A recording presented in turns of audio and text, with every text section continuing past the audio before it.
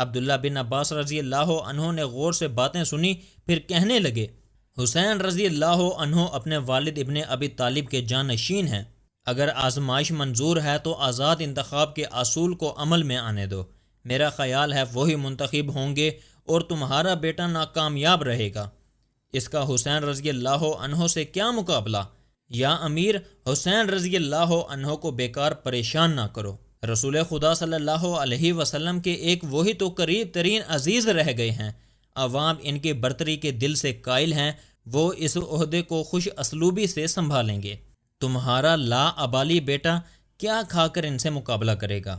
اس کھلی مگر حقیقت پر منبی مخالفت پر امیر معاویہ کا خون کھول اٹھا، مگر وہ بڑے زبردست مدبر تھے، بڑی نرمی سے بولے، ہو سکتا ہے آپ کی رائے میں کچھ حقیقت ہو، مگر شام میں یزید کے بہت چاہنے والے ہیں جو بارسوخ ہیں، وہ تو میری بھی حکم عدولی پر تل جائیں گے، اب تو وہاں اکثریت یزید کی ولی عہدی کو مانتی ہے، اگر حسین رضی اللہ عنہ نے اپنا حق جتانے کی کوشش کی تو ہنگامے ہوں گے، وہ سر پھرے خون کی ندیاں بہا دیں گے، تمہیں اندازہ نہیں کہ یزید کو لوگ کتنا چاہتے ہیں، نوجوانوں میں تو اسے مجھ سے بھی زیادہ ہر دل عزیزی حاصل ہے، وہ من چلے بہت طاقتور ہیں، مقابلے پر اتر آئے تو مسلمان کا خون بہانے لگے گا، خون خرابے سے بہر صورت احتراز کرنا چاہیے۔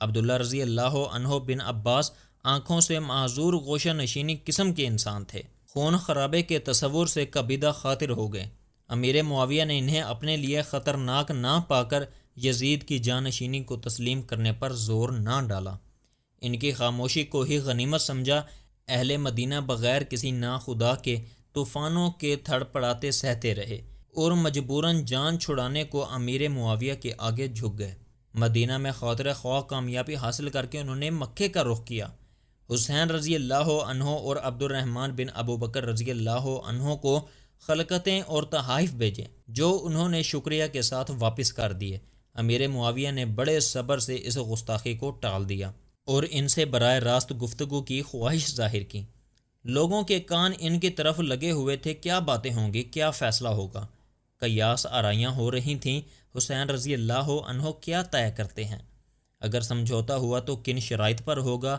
حسین رضی اللہ عنہ کو بلاوا پہنچا تو سارے خاندان میں کھلبلی مچ گئی، سب گرد جمع ہو گئے، اکیلے جانا مناسب ہے یا نہیں، میں ایک انسان سے ملاقات کرنے جا رہا ہوں، کسی شیر یا چیتے کی کچھاڑ میں نہیں جا رہا ہوں، انہوں نے خاص طور پر عباس رضی اللہ عنہ کو سنانے کے لیے کہا، عباس رضی اللہ عنہ نے باپ کی وصیت کو کبھی ایک لمحے کے لیے فراموش نہیں کیا تھا، جب 4 دن تک زہر میں بجھے ہوئے خنجر کے وار سے قرب میں مبتلا ہو کر وفات پائی تھی تو انہیں حسین رضی اللہ عنہ کے سپرد کیا تھا، مگر ساتھ ہی حسین رضی اللہ عنہ کی حفاظت کرنے کی بھی تلقین کی تھی، عباس رضی اللہ عنہ ایک لسانی شہ سوار اور تلوار کے دھنی تھے، خفیہ طور پر انہوں نے نوجوانوں کی ایک جماعت تیار کی تھی، یہ نوجوان عرب کے بہترین سپاہیوں میں شمار کیے جاتے تھے، خلقت ان کا لوہا مانتی تھی، عباس رضی اللہ عنہ کے ساتھ ان بہادر نوجوانوں نے بھی حسین رضی اللہ عنہ کی حفاظت کی قسم کھائی تھی،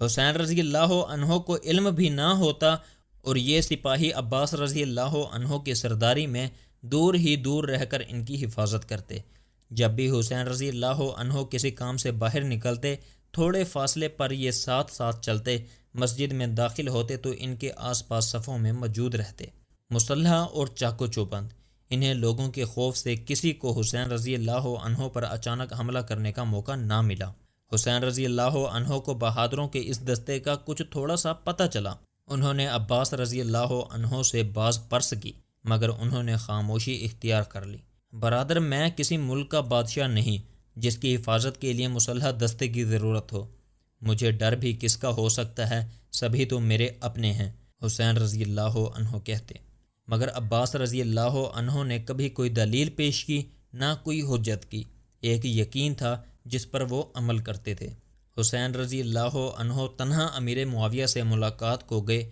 بڑے طباق سے خیر مقدم کیا، ادھر ادھر کی باتیں ہوئیں، پھر خاموشی حائل ہو گئی، بڑی نرمی سے امیر بولے، اگر ٹھنڈے دل سے سنو تو کچھ کہنا چاہتا ہوں، حسین رضی اللہ عنہ نے کہا، میں بغور سن رہا ہوں، اسلامی ممالک کے معزز اور سربراہ لوگ مجھ پر زور ڈال رہے ہیں کہ یزید کی جانشینی کا سوال تمام مسلمانوں کے سامنے پیش کرو۔ اب تک میں نے ٹالا مگر اب دباؤ کی شدت بڑھتی جا رہی ہے۔ سب یزید کے شدید مداح ہیں، ان کی نظروں میں یزید سے بہتر کوئی نہیں، اور تمہاری نظروں میں؟ امام نے مسکرا کر کہا، مجبوراً مجھے بھی ان کا ہم خیال ہونا پڑ رہا ہے، واللہ مجھے بھی یزید سے بہتر کوئی دکھائی نہیں دیتا۔ تمہیں اپنے بیٹے کے سوا اگر کوئی نظر نہیں آتا تو یہ تمہاری آنکھوں کا فطور ہے۔ امیر معاویہ کو غصہ آنے لگا مگر زبردستی مسکرائے۔ تم ہی کہو اور کون اس لائق ہے؟ میرے کہنے کا کیوں انتظار کرتے ہو؟ آزاد انتخاب ہو جانے دو، خود ہی پتہ لگ جائے گا کہ تمہارے بیٹے سے بہتر کوئی ہے یا نہیں۔ میں سمجھ گیا تمہارا اشارہ خود اپنی ذات کی طرف ہے، اگر ہو بھی تو اس میں ایسی اچنبھے کی کون سی بات ہے؟ ملک اور قوم کی خدمت کی صلاحیت مجھ میں یزید سے زیادہ ہی ہوگی، مگر تم ڈرتے کیوں ہو؟ عوام کا فیصلہ مناسب ہی ہوگا۔ عوام جاہل اور احمق ہیں، وہ سیاسی باریکیوں کو نہیں سمجھ سکتے۔ میں مانتا ہوں کہ تم بڑے متقی اور پرہیزگار ہو، مگر اسلام اس وقت ایسے دور سے گزر رہا ہے کہ کسی اللہ والے کی بجائے باروب، سخت گیر اور دل عزیز قائد کی ضرورت ہے، جو امور سلطنت میں مہارت رکھتا ہو، لوگ جس کا حکم مانے۔ یزید بہت ہر دل عزیز ہے اور لوگ اس سے مرعوب بھی ہیں، یعنی وہ ایک جابر اور قاہر حکمران بن سکتا ہے جس کے نام سے لوگ لرزیں، جس کی ہر نظر ان کی موت کا پیغام ہو، جس کی بے رحمی اور فرعونیت ضرب المثل ہو۔ بے شک امیر تم اور تمہارا بیٹا ان صفات کے حامل ہیں، تم دونوں کا رعب ہیبت کی حد تک پہنچ گیا ہے۔ رہی زمانے کی شکایت اور اسلام کے نازک دور سے گزرنے کا سوال، تو یہ سب تمہارا ہی کیا دھرا ہے، یہ الزام ہے۔ امیر، یہ حقیقت ہے تم نے نئے سرے سے اسلام میں شہنشائیت کی بنیاد ڈالی، اسلامی اشتراک کا گلا گھونٹا اور عوام پر ظالم اور خون خوار حاکم مسلط کیے۔ اسلام کی سلامتی کی نہیں، تمہیں ان حاکموں کی حفاظت کی فکر کھائے جاتی ہے، اس لیے تمہیں اتنی بڑی فوج رکھنا پڑتی ہے، ورنہ انہیں عوام پیروں تلے روند ڈالیں۔ ان حاکموں کی سلامتی تمہاری اپنی سلامتی ہے، تم ایماندار حق پرستوں سے ڈرتے ہو۔ اگر خلافت کسی نیک نہاد شریف خدا ترس کے ہاتھ میں پہنچ گئی تو یہ حاکم من مانی نہ کر پائیں گے، ان کے اعفال کا محاسبہ ہوگا، مگر تم اور تمہارے حاکم کسی قسم کے محاسبے کے لیے تیار نہ ہوں گے۔ یا حسین، کیسی باتیں کرتے ہو؟ میرے تمام ماتحت انتہائی خدا ترس، مصنف المزاج اور حلیم الطبع ہیں، خدمت خلق ان کا واحد مقصد زندگی ہے۔ حسین رضی اللہ عنہ سنجیدہ طبیعت کے انسان تھے، بلند آواز سے کہکے لگانے کی نہ ہی انہیں عادت تھی نہ زمانے نے کبھی اجازت دی، مگر اس وقت وہ اپنی ہنسی نہ روک سکے، بے ساختہ ہنس پڑے۔ واللہ معاویہ، تم بڑے ہی دلچسپ انسان ہو، تم نے اپنے دربار میں اس قدر مسخرے بھر لیے ہیں کہ ان کی صحبت میں تم بھی تماشا بن گئے ہو۔ کیا واقع تمہارا ایمان ہے کہ تمہارے حاکم خدا ترس ہیں، یا یہ تمہاری لا علمی ہے؟ باخدا دونوں ہی صورتوں میں عام انسان کی بد نصیبی ہے۔ تمہیں اپنے حاکموں کے کرتوتوں کی خبر نہیں، وہ تمہاری آنکھوں میں دھول جھونک رہے ہیں، یا تم ان کی پردہ پوشی پر تلے ہوئے ہو۔ جو بات تشتے ازبام ہے، کیا تم سے چھپی ہوئی ہے؟ تم اتنے نادان ہو تو خلافت کے اہل نہیں۔ جاؤ کسی نابالغ بچے سے پوچھو تو بتا دے گا کہ تمہارے ماتحت جو تمہارے عزیز و اقارت اور دوست ہیں، دنیا کے بدترین حاکم ہیں، بے کسوں اور مجبوروں کا خون نچوڑ کر اپنے محلوں کی بنیادیں استوار کر رہے ہیں۔ ناچ، رنگ، شراب و کباب ان کا واحد مشغلہ ہے۔ یہ تمہارے پرپوش بردار، تمہارے بیٹے کی بد کرداریوں کے رازدار ہیں، انہی کے کندھوں پر یہ تمہارا تخت و تاج سجا ہوا ہے، انہی کے بل بوتے پر تم فرعون بے سامان بنے اسلام کے اصولوں کو پیروں تلے روند رہے ہو۔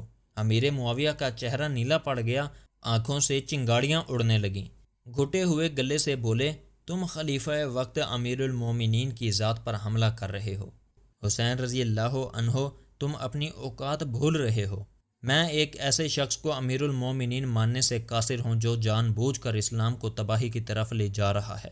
تم انتہائی غیر ذمہ دار ہو اور تمہارا بیٹا تم سے 4 ہاتھ آگے ہے۔ اس کی بدکاریوں کے قصے سن کر تو لوگ کانوں میں انگلیاں دیے لیتے ہیں۔ یزید کے بارے میں تمہارے اتنے واہیات خیالات ہیں۔ میں نے جو کچھ کہا وہ سچ ہے، مگر وہ تو تمہاری بہت تعریف کرتا ہے۔ وہ بھی سچ ہے، حسین رضی اللہ عنہ نے مسکرا کر کہا۔ امیر چڑ گئے مگر نرمی سے بولے، حسین رضی اللہ عنہ: ہم تو کوئی غیر نہیں، اپنے ہی ہیں۔ یزید تمہارا چھوٹا بھائی ہے، تم اسے بس نام کو خلیفہ بن جانے دو، ساری طاقت تم اپنے ہاتھ میں رکھنا، یزید تمہارے حکم سے سرتابی نہ کرے گا، تو پھر یہ نام کی خلافت تمہارے بیٹے کے کس کام کی ہوگی؟ بس اسے ضد ہے، امیر خلافت مٹی کا کھلونا نہیں جو ایک ضد مچلتے ہوئے بچے کو منانے کے لیے اسے تھما دی جائے۔ تم تو الٹی بحث کرتے ہو، یزید خلیفہ ہو جائے تو تمہارا کیا حرج ہوگا؟ اصل طاقت تو تمہارے ہاتھ میں رہے گی، جو چاہو کرنا۔ اصل میں تمہارا مطلب ہے تمہارے بیٹے کے سر پر دست شفقت پھیر کر عوام کی آنکھوں میں دھول جھونکنے کی خدمات انجام دوں۔ وہ لوگ جو مجھ پر بھروسہ کرتے ہیں اسے میرا برخودار سمجھ کر اس کے عیوب سے چشم پوشی کریں، بلکہ اسے سراہیں۔ معاویہ، میں اتنا مکروہ جھوٹ کبھی نہیں بول سکوں گا۔ مارے غصے کے امیر انگارہ ہو گیا۔ ایسا معلوم ہوتا تھا سامنے حسین رضی اللہ عنہ نہیں، ان کے والد علی ابن ابی طالب ہیں، اور امیر ان کی بلاغت اور فصاحت کے طوفان میں ہاتھ پیر مار رہے ہیں۔ ان کی دلیلوں نے سارے خواب چکنا چور کر دیے، بری طرح برہم ہوئے اٹھے۔ حسین رضی اللہ عنہ خام خواہ ضد کر کے پریشان کر رہے ہو، تو پھر تم یزید کی ولی عہدی کا بےہودہ خیال دل سے نکال دو، آزاد انتخاب پر بھروسہ رکھو یا مجلس شورا مقرر کر دو، اس کی رائے پر سب کچھ چھوڑ دو، وہ جسے چاہیں تمہارا جانشین مقرر کر دیں، مگر ایک شرط ہے، مجلس شورا کے ممبران کا انتخاب ایمانداری اور انصاف کی رو سے ہو، تمہارے پٹھوں نہ بھر دیے جائیں، عوام کے نمائندے ہوں۔ اور شام اور دوسرے ممالک کے با اثر ممالک کو کیا جواب دوں؟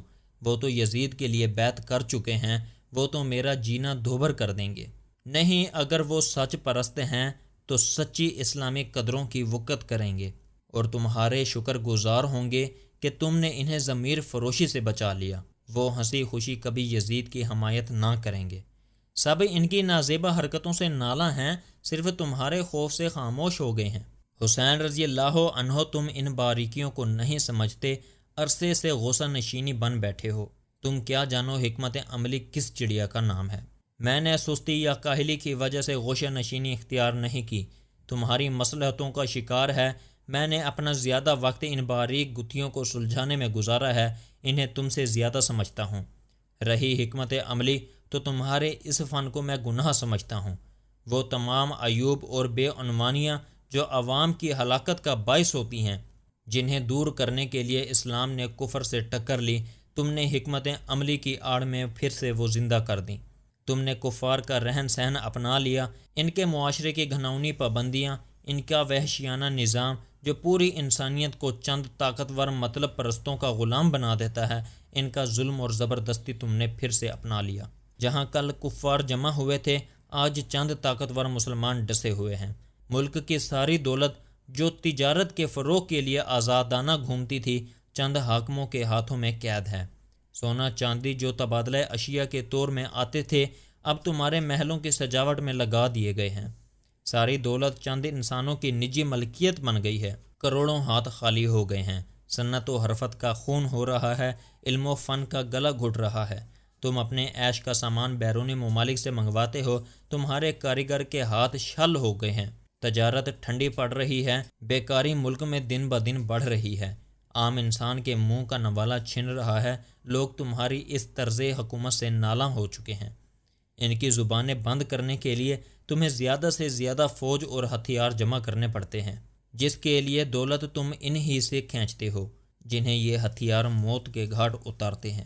امیر معاویہ کو اپنے بیٹے کی ہر ادا پیاری تھی، وہ اپنی حسین اور آزادی کا متوالی ماں کا خون اپنی رگوں میں لایا تھا، تند مزاج اور خراج تھا، انہیں اس کی ہر ادا پر فخر تھا۔ اس کے کتے بھی اعلیٰ نسل کے تھے اور تازہ گوشت کے سوا کسی چیز کو منہ نہ لگاتے تھے، اور انسان سوکھے ٹکڑوں کو ترس رہے تھے۔ اس کا ایک چہیتا بندر تھا جس کا نام اس نے ابرالکیس رکھا تھا، وہ روز مخمل اور کم خواب کے کپڑے پہنتا تھا اور زر نگار گاڑی میں کوچہ و بازار کی سیر کو نکلا تھا، مگر حسین رضی اللہ عنہ نے یزید کی کچھ ایسی مضحکہ خیز تصویر کھینچی کہ امیر برا فروختہ ہو گئے۔ تم بال کی کھال نکال رہے ہو، انہوں نے جھلا کر کہا۔ یزید خوب روح ہے، عورتیں اس پر فدا ہیں، نوجوان اور زندہ دل ہے، ایک شاعر کا دل سینے میں رکھتا ہے، اسے حسن سے عشق ہے، یہ تو اس کی نیک دلی کا ثبوت ہے، اچھے لباس اور خوشبو کا شوق تو سنت رسول صلی اللہ علیہ وسلم ہے۔ حسین رضی اللہ عنہ کے چہرے پر غم و اندوا کی گھٹا چھا گئی۔ گلو گیر آواز میں کہا، یہی تو اس دور کا المیہ ہے۔ اسلام اور سنت رسول اللہ صلی اللہ علیہ وسلم کو مسخ کر کے اپنی غرض کے لیے مکروہ معنی پہنائے جا رہے ہیں۔ تمہاری ان دلیلوں پر تمہارے درباری اور پاپوش بردار داد تحسین دیتے ہوں گے، لیکن صاحب عقل ان باتوں کو خوب سمجھتے ہیں، اپنی آنکھوں سے اسلامی روایت کا خون ہوتے دیکھ رہے ہیں اور دم بخود ہیں۔ مگر یاد رکھو امیر، عرب قوم وقتی طور پر کبھی دم مار کر بیٹھ جاتی ہے۔ کھوٹا سکہ زیادہ دن نہیں چلتا، ایک دن صبر کا پیمانہ چھلک جائے گا، تمہاری ساری پیش بندیاں مفلوج ہو جائیں گی، خواب پر گندہ ہو جائیں گے۔ مجھے دھمکیاں دے رہے ہو؟ نہیں، صرف تمہیں آنے والے وقت سے آگاہ کر رہا ہوں۔ تمہارے پاس طاقت ہے، دولت ہے، چاہو تو ان صلاحیتوں کو عام انسان کی بہبودی پر صرف کر سکتے ہو۔ تم عرب قوم کو بام عروج پر پہنچا سکتے ہو۔ حسین رضی اللہ عنہ، خدارا مجھ سے جھگڑا نہ کرو، میں تم سے صلح چاہتا ہوں، اچھے تعلقات چاہتا ہوں۔ میں دوستی کا ہاتھ بڑھا رہا ہوں، تم حقارت سے جھٹک رہے ہو۔ میں تمہاری ہر مانگ پوری کرنے کو تیار ہوں، تم اپنی شرائط پیش کرو، انشاءاللہ میری طرف سے کوتاہی نہ ہوگی۔ بس میری ایک ہی مانگ ہے، عرب قوم کو جینے کا حق دو، اپنی قوم کے بلبوتے پر نہیں، کھلے میدان میں اپنے بلند کردار کے بل پر، اپنی صداقت اور انصاف پسندی کے سہارے انہیں کچلے بغیر ان کے دلوں کو جیت لو۔ یہ شہنشاہیت ختم کر کے جمہوری نظام قائم کرو۔ جتنا تم اور تمہارا بیٹا خرچ کرتے ہیں اتنا ہی ہر انسان کو لینے دو۔ نالائق اور نااہل حاکموں کو معزول کرو، ملک کی دولت عوام کی بھلائی اور بہبودی کے لیے صرف ہونے دو، جیسا کہ رسول اللہ صلی اللہ علیہ وسلم اور دوسرے خلفائے راشدین کے زمانے میں ہوتا تھا۔ تب عرب قوم ساری دنیا پر چھائی ہوئی تھی۔ معاویہ چڑ گئے، تمہیں دنیا کا غم کیوں کھایا جاتا؟ حسین رضی اللہ عنہ، ملک گیری کی ہوس دل سے نکال دو، مجھ پر فتح نہ پا سکو گے۔ میرے صبر کا زیادہ امتحان نہ لو، دوستی سے بڑھائے ہاتھ پر انگارے نہ ڈالو، پھر بعد میں مجھے الزام نہ دینا کہ میں نے مروت نہ برتی۔ واللہ میں کتنا برداشت کر رہا ہوں، میں نے تم کو خلعت بھیجی، تم نے مارے غرور کے واپس کر دی، یہ میری سخاوت اور دریا دلی کا جواب ہے؟ امیر، دنیا کا غم میرے نانا رسول اللہ صلی اللہ علیہ وسلم کا غم تھا، یہ غم انہوں نے مجھے ورثے میں دیا ہے۔ میرے نانا کی امت کے دکھ درد میرے دکھ درد ہیں، میں اپنے ورثہ سے کیسے منہ موڑ سکتا ہوں؟ میں تمہاری دریا دلی اور سخاوت کی نشانی ایک خلعت کیا کروں گا؟ یہ خلعت میری قوم کی برہنگی کی پردہ پوشی نہیں کر سکتی۔ ذرا آنکھیں کھول کر دیکھو امیر، سڑک پر چلنے والا راہ گیر کس حال میں ہے؟ اس کا لباس پیمن سے داغدار ہے، پیر جوتے سے محروم ہیں۔ سنا ہے تمہارا چہیتا بیٹا ایک لباس کو دوبارہ نہیں پہنتا۔ امیر، تم نے عرب قوم کی عورتوں کے سر سے ردائیں نوچ لیں اور اپنے محلوں کی رقصاؤں اور کبہاؤں کو اطلس و کم خواب پہناتے ہو، بس تم میری شان و شوکت دیکھ کر جلتے ہو۔ امیر نے چوٹ کی۔ حسین رضی اللہ عنہ مسکرا دیے۔ معاملہ اس کے برعکس ہے، تم میری تہی دستی سے جلتے ہو، بلکہ ڈرتے ہو۔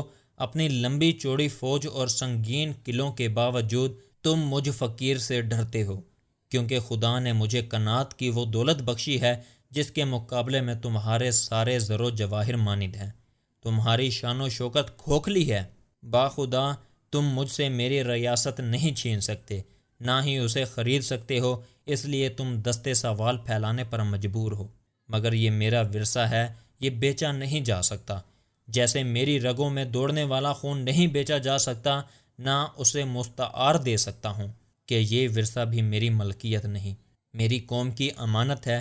اتنا کہہ کر حسین رضی اللہ عنہ بن علی اٹھ کھڑے ہوئے۔